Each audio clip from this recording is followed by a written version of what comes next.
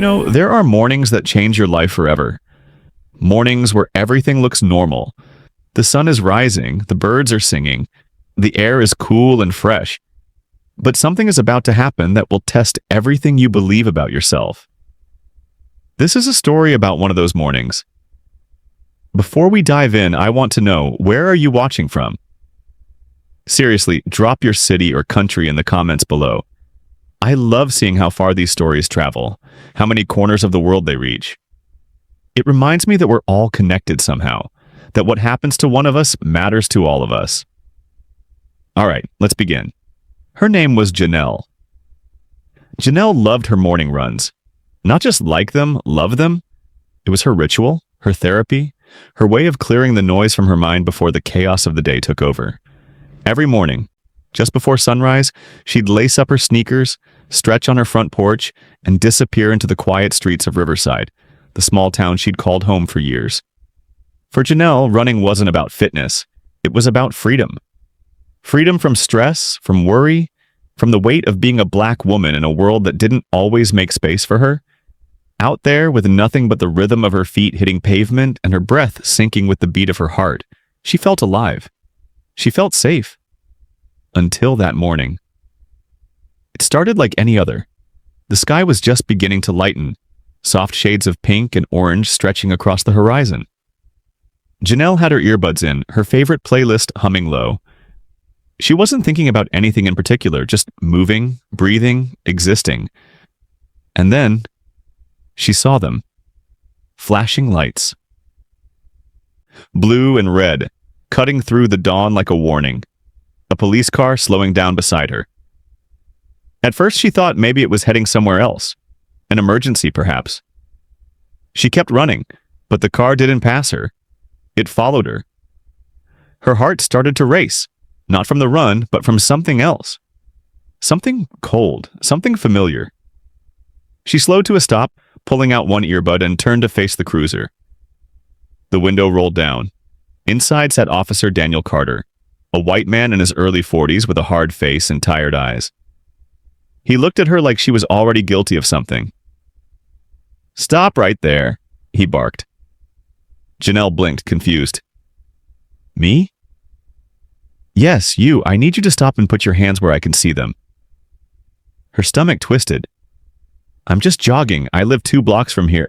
I said hands where I can see them." "Now." You ever have that moment where your brain can't quite catch up with what's happening? Where everything feels surreal, like you're watching yourself from outside your own body? That's where Janelle was. She wasn't breaking any laws. She wasn't causing trouble. She was just running. But Officer Carter didn't care. He stepped out of the car, his hand resting casually on his belt, near his weapon. His eyes scanned her like she was a suspect in some crime she didn't even know had been committed. "You match the description of someone we're looking for," he said flatly. "What description?" Janelle asked, her voice shaking now, not from fear but from disbelief. He didn't answer. Instead, he grabbed her arm, spun her around, and forced her against the hood of his car.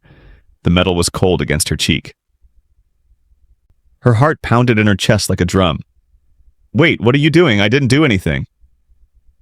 "Stop resisting," he muttered, though she wasn't resisting at all. Within seconds, she felt the cold bite of metal handcuffs around her wrists. Tight. Too tight. She heard the click and something inside her broke. Not physically, but emotionally. Spiritually. She had been reduced to this, a woman out for a morning jog, now cuffed and humiliated on the side of the road in her own neighborhood. Officer Carter drove her to the station. No explanation, no apology.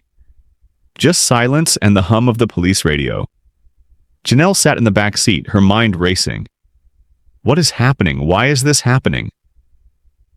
At the station, she was processed like a criminal. Fingerprints, photos, questions she didn't have answers to because she hadn't done anything. Hours passed, long, agonizing hours, and then, just like that, they let her go. No charges, no explanation, no apology. Just a cold, indifferent officer handing her back her ID and saying, "You're free to go." Free to go. Let that sit for a moment. Janelle walked out of that station in a daze. The sun was high now, the morning she had started with hope and peace was gone. In its place was something heavy, something dark. She walked home in silence, her wrists still aching from the cuffs, her heart still racing from the injustice of it all. But inside she was boiling. That night, Janelle couldn't sleep. She sat at her small kitchen table, the events of the day replaying in her mind like a film she couldn't pause. She remembered everything.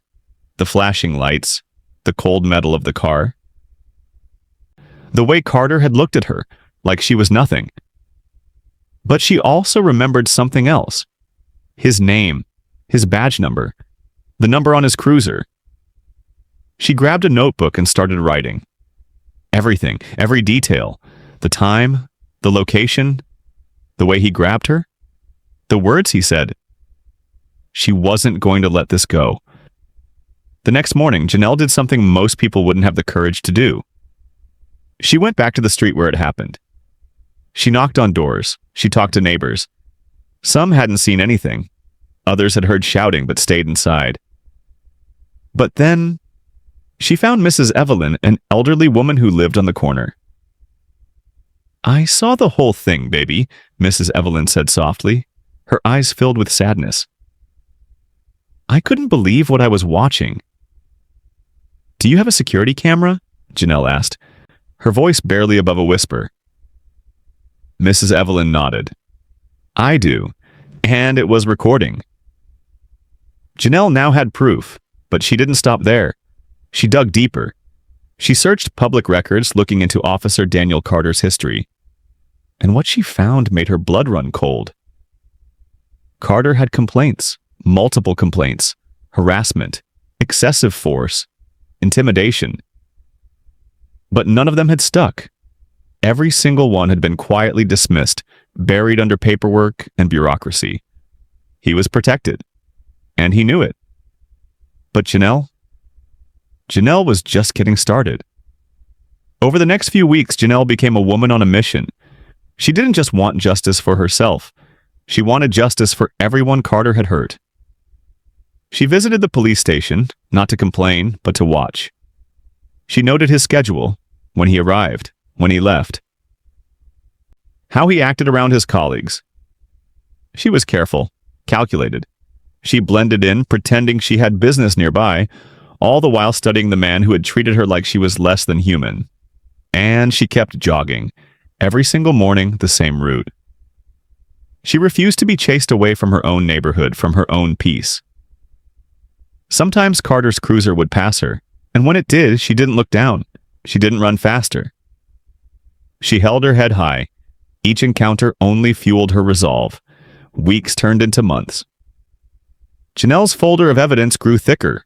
Witness statements, video footage, records of Carter's past behavior, even notes of how he would sometimes park outside her house, watching her, trying to intimidate her.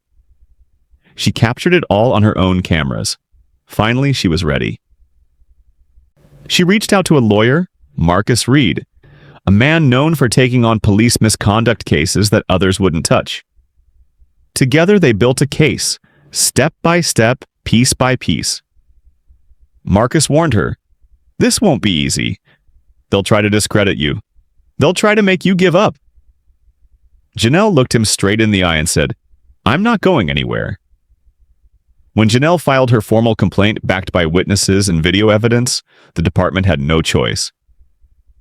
Internal Affairs opened an investigation. Word spread. Other officers whispered about Carter. Some avoided him. Others smirked when his name came up. He noticed, and he hated it. One night, as Janelle drove home, she saw headlights behind her. She slowed, turned, confirmed her suspicion. It was Carter. He was following her, trying to scare her. But Janelle didn't scare easily anymore. She parked her car under a streetlight right in view of security cameras. Carter drove away. Every move he made only added more weight to her case. Months later, the city held a public hearing. The room was packed. Reporters, activists, concerned citizens. Janelle sat calmly as internal affairs presented their findings. Video footage played on a large screen. Testimony after testimony painted the same picture. Carter was a bully with a badge. When the board concluded that Carter had engaged in repeated misconduct and abuse of authority, they recommended immediate termination. But Janelle wanted more. She filed a civil lawsuit. The trial became a turning point. Former victims came forward. The community rallied behind her. And when the jury ruled in Janelle's favor, awarding her damages and stripping Carter of his badge permanently, she didn't smile. She didn't cheer. She simply closed her eyes and took a deep breath. The weight she had carried for so long was finally lifted. Carter left the courtroom with his head down. His career was over. His name was ruined. Janelle still jogs every morning. Same route, same time. But now, when people see her, they nod, they smile, they respect her. Because she didn't just stand up for herself. She stood up for everyone who couldn't. And that's power. So tell me, what would you have done? Drop your thoughts in the comments. And if this story moved you, hit that like button and subscribe. These stories need to be heard. Until next time, stay strong.